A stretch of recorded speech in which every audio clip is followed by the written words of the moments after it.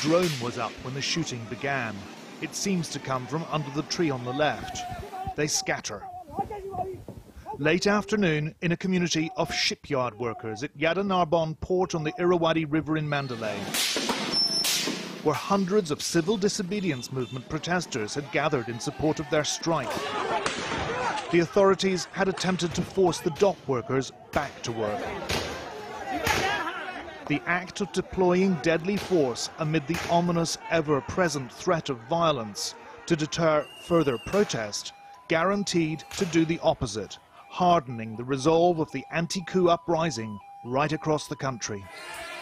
2 confirmed dead, 1 shot in the chest, the other in the head. At least 40 reported injured.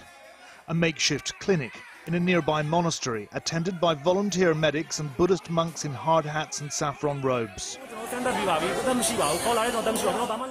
This first aid worker said the young man shot in the head, whose name was Ko Min, was already dead when they brought him in. One side of his head blown off, he said. Pictures, far too graphic to broadcast, showed the scene of his shooting, his dark blood congealing in the dust. The shipyard protest, one of many throughout Myanmar today, started before noon. By early afternoon, 20 truckloads of police and soldiers had arrived, and an increasingly tense standoff developed on a dead-end street next to the Irrawaddy River. There was water cannon, tear gas, and then rubber bullets. And although some of the protesters fired slingshots back, it wasn't as simple as David and Goliath, because Goliath deployed slingshots too, armed with welded nails and marbles. As protesters fled towards Saint Pan Monastery, the riot police and soldiers followed, firing.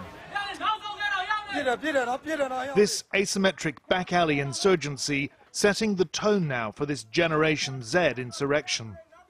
Some had thought it unlikely that Myanmar's junta would opt for a bloodbath again, but today they reverted to type. They have a ruthless and bloody record. Arrests were made at the shipyard protest. About 13 rounded up in this group marched roughly off to jail.